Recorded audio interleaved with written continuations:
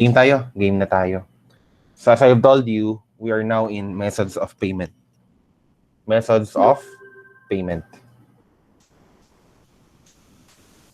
Under methods of payment, the parties relevant are the exporter and the importer.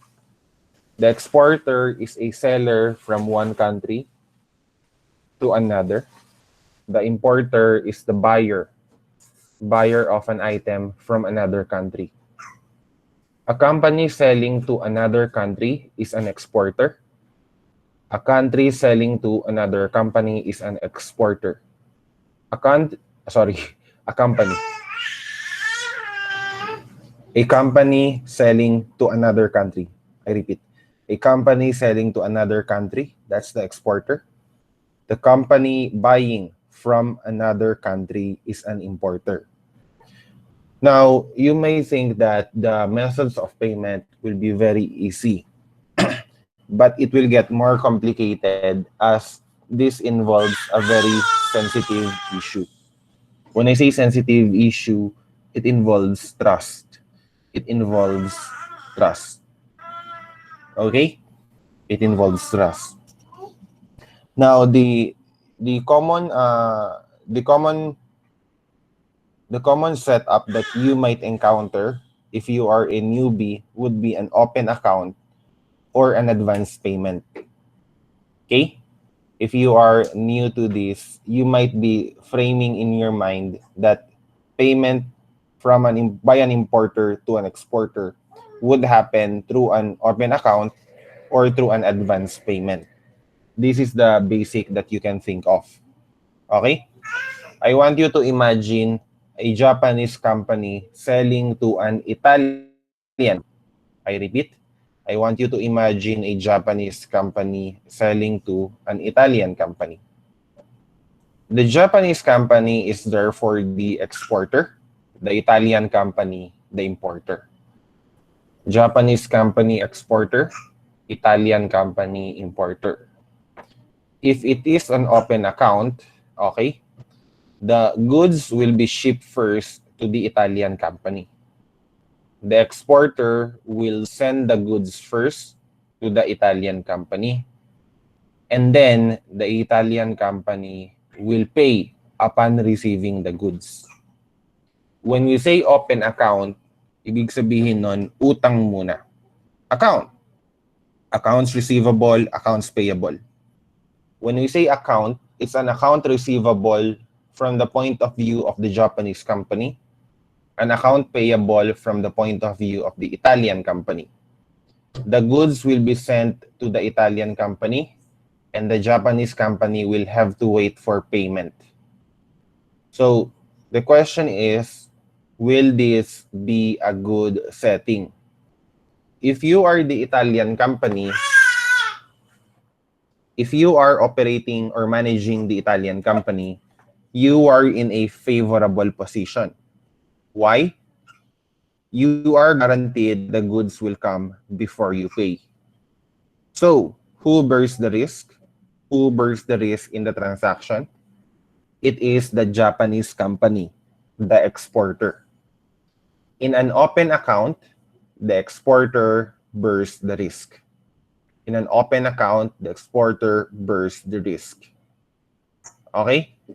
Pinadala na niya na yung produkto, pero yung bayad sa kanilang. This is what we call open account. On the other end of the extreme, there can be an advance payment.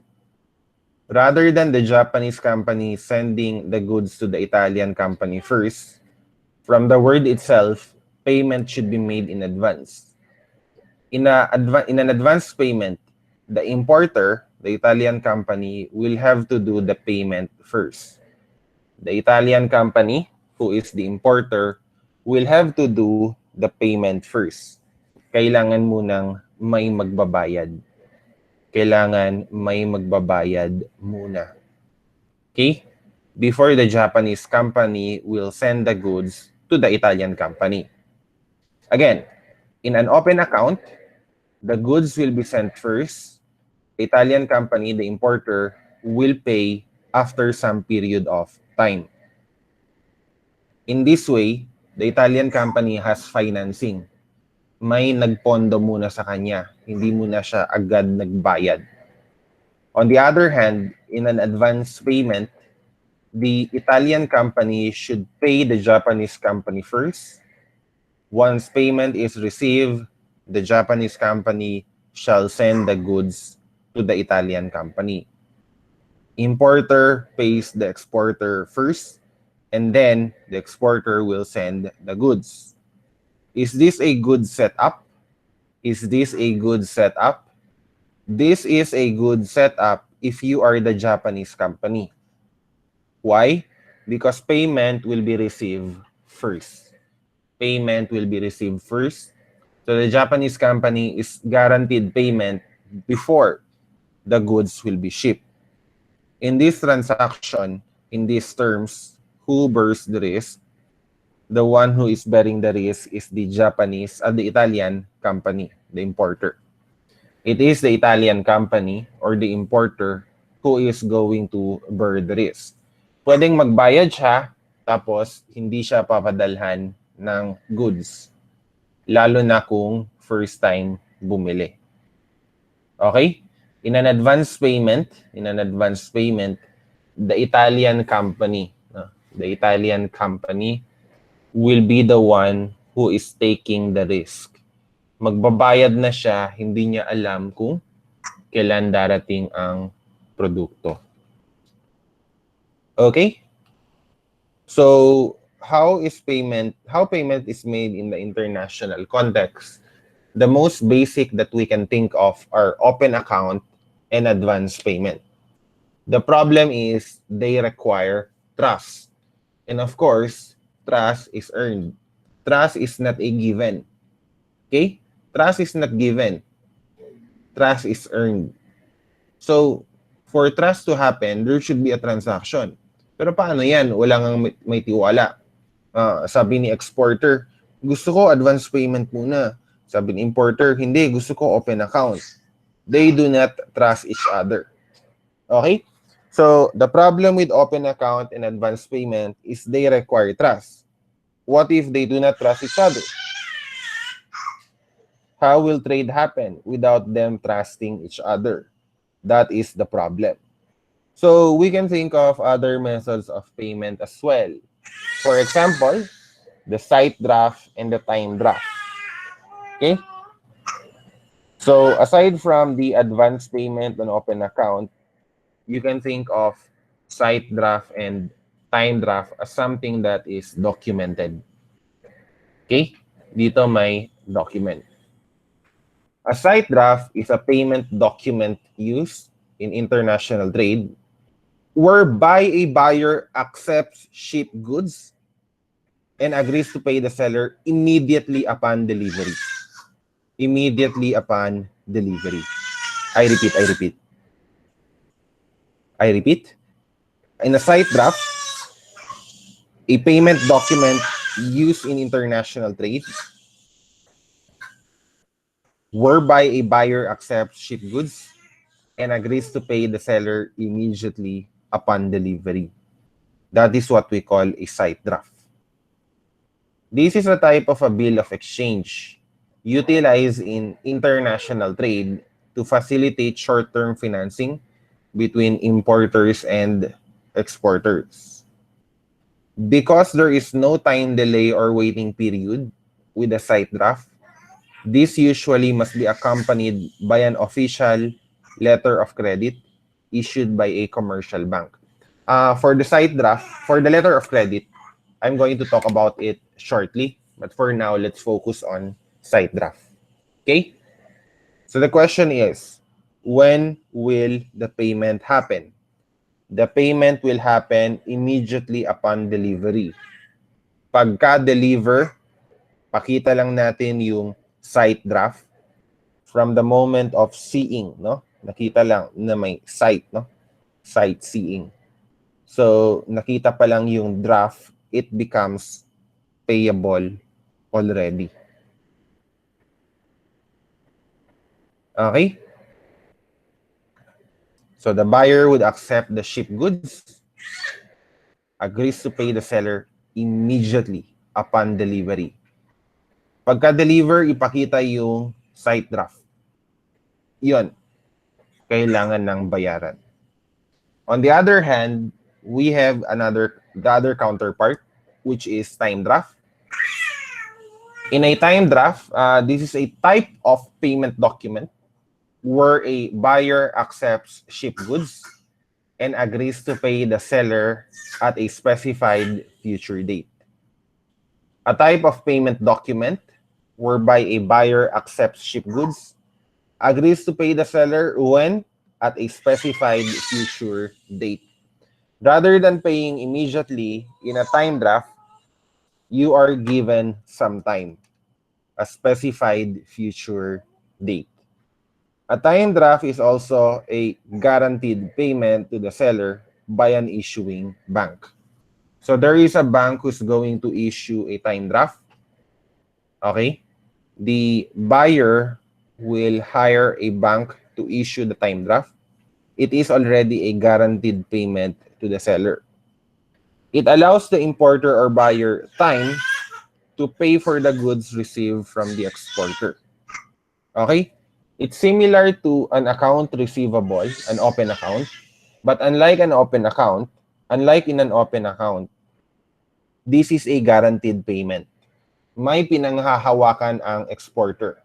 The exporter or the seller is guaranteed payment by an issuing bank. Time drafts are a type of short-term credit used for financing transactions of goods in international trade. Short-term credit, pinagbibigyan yung buyer na wag muna magbayad agad-agad. Okay? That is a time draft. So far, are there any questions?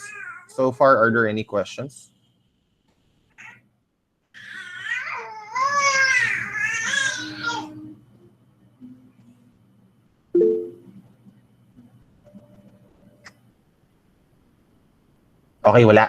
Okay, sige. Kung walang tanong, let me proceed. Now, the last one that I would like to talk about would be the letter of credit. Letter of credit. When it comes to the letter of credit, let me define it first. A letter of credit is a letter from a bank guaranteeing that a buyer's payment to a seller will be received on time and for the correct amount. LOC, the letter of credit. LOC or the letter of credit. This is a letter from a bank guaranteeing that a buyer's payment to a seller will be received on time and for the correct amount. That is what a letter of credit is. In the event that the buyer is unable to make a payment on the purchase, the bank will be required to cover the full or, if it's partially paid, the remaining amount of the purchase. Okay? So, kung may letter of credit pa tayo, okay, wala nang trust, no? Kahit wala kayong tiwala, at least may bangko yung sasalo. Okay? That is what a letter of credit is. I repeat, a letter from a bank guaranteeing that a buyer's payment to a seller will be received on time and for the correct amount. In the event that the buyer is unable to make a payment on the purchase, the bank will be required to cover the full or remaining amount of the purchase. To demonstrate how a letter of credit works, let's go back to our Japanese and Italian company. Review. The Japanese company is an exporter. The Italian company is an importer.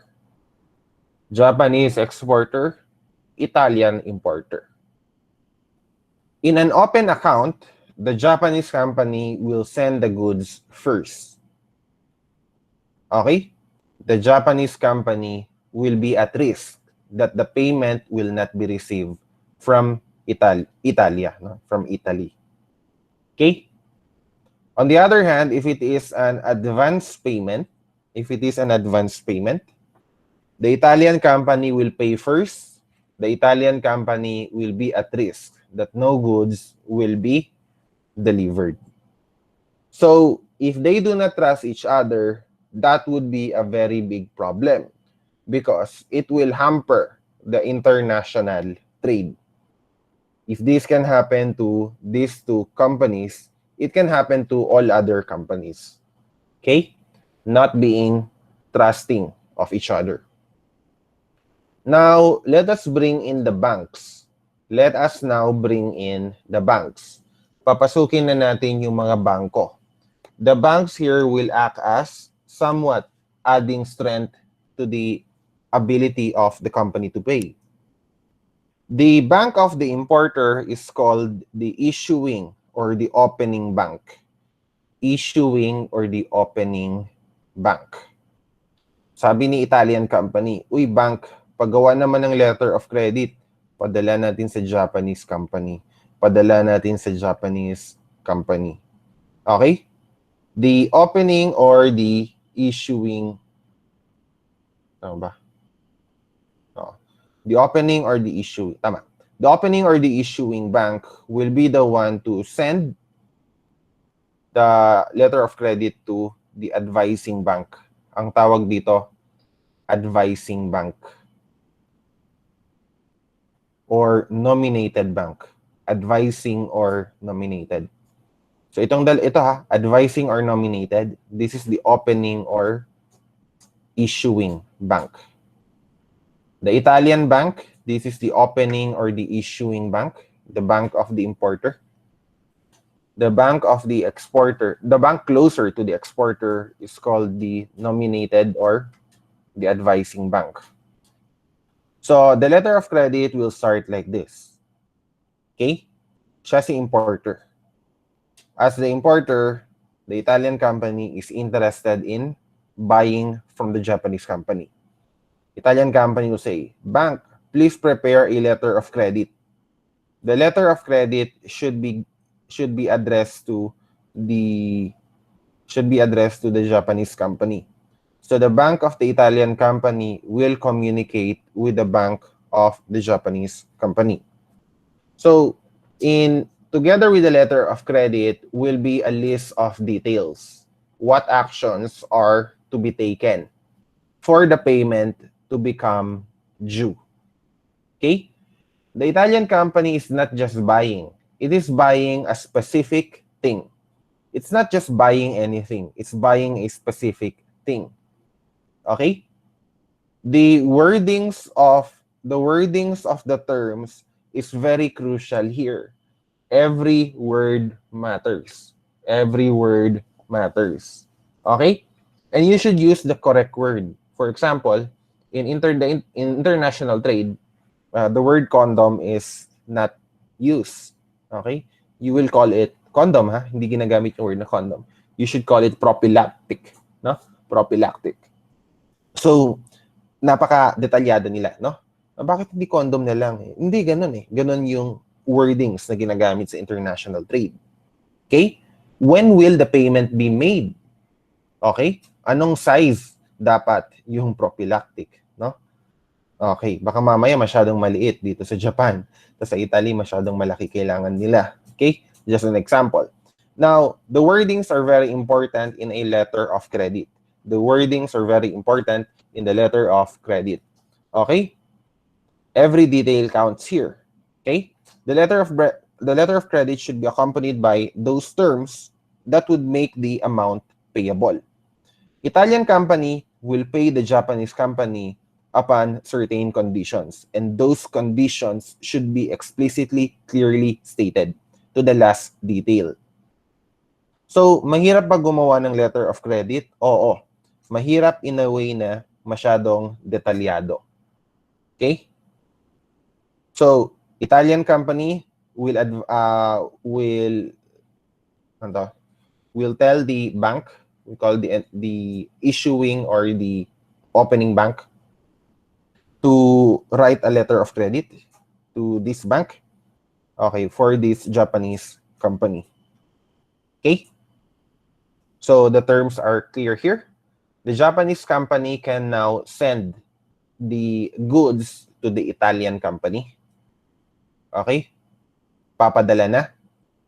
But not necessarily to the Italian company, but to a warehouse. Okay? To a shipping dock, no? Sa pantalan, no? Sa pier, no? The Japanese company will send it to Italy. Okay? However, it is still on hold. Now, upon shipment, the Japanese company will send the details of the shipment to the bank, the letter of credit. Okay? And then the advising bank will check if it is correct. Yung bang ginawa niya, does it corroborate with the letter of credit? Is the color correct? Is the size correct? Is the model correct of whatever goods being delivered? So the bank will check, and then it will be sent to the advising, no?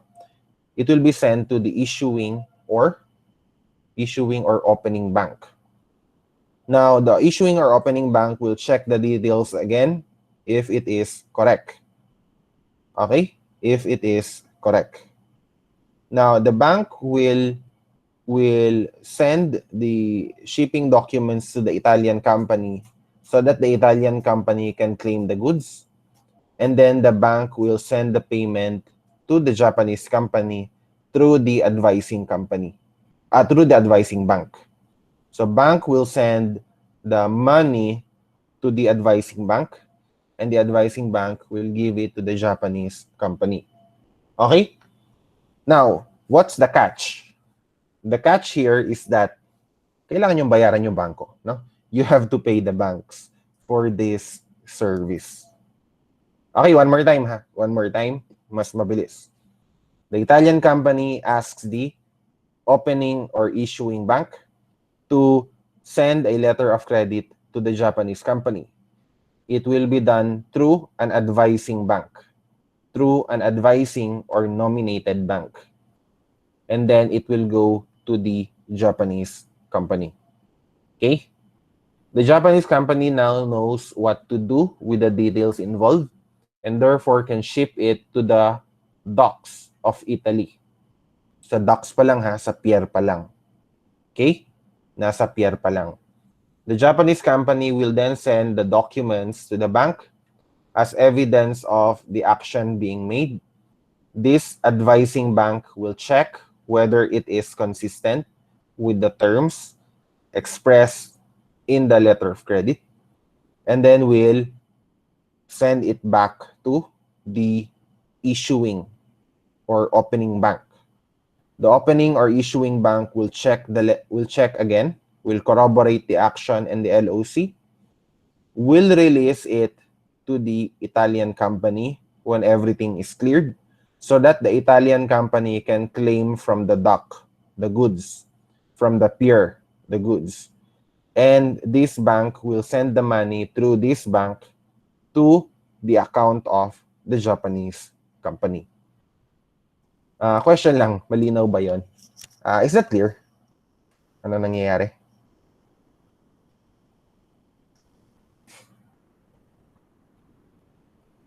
Okay, malinaw ha? Okay. So, very good, no?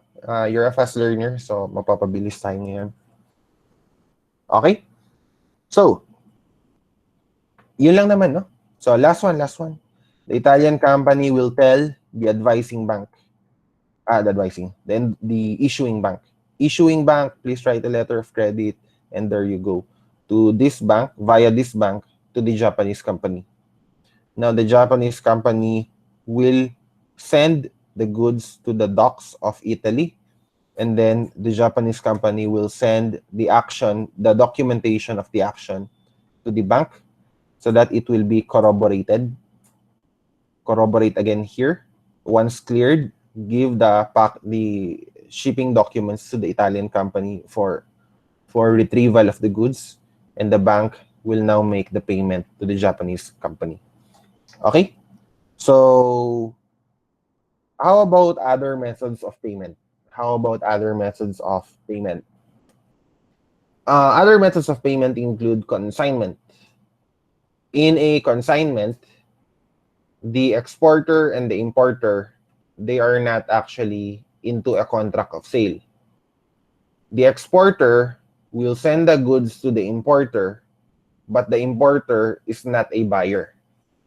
Eh sir, bakit papadalan si importer kung hindi siya buyer? In a consignment, no sale actually happens. Okay? The exporter send the goods to the importer, but the importer is not a buyer. The importer is just an agent who is going to further sell, who is going to sell it in their country. Kunyari, sasabihin nyo, uy, bibili ako ng mga pwedeng ibenta dito. Pero wala kayong pambili. So nakipag-partner kayo sa ibang company. Sabihin nyo, okay, hindi ako magte-take ng risk kung wala yung benta ha.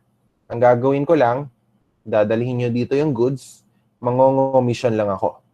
Every time I'm going to sell something, I will earn commissions.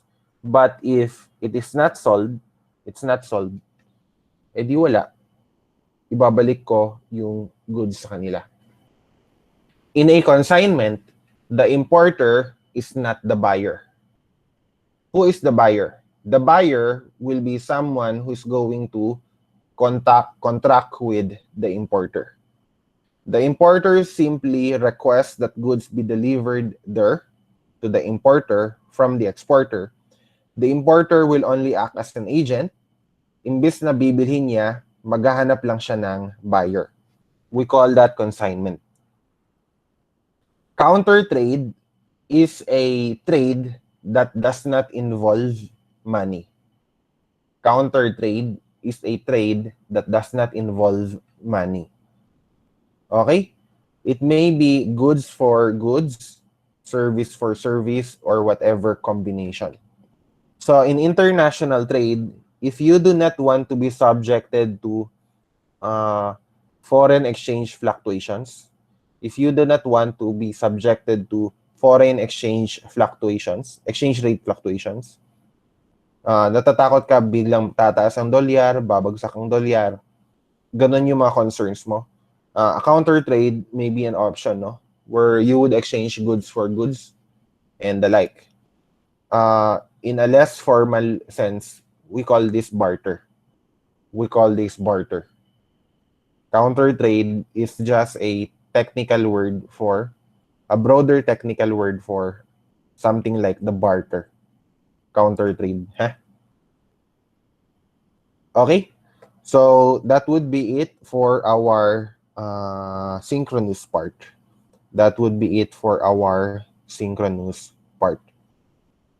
Wait lang. Let me now stop recording.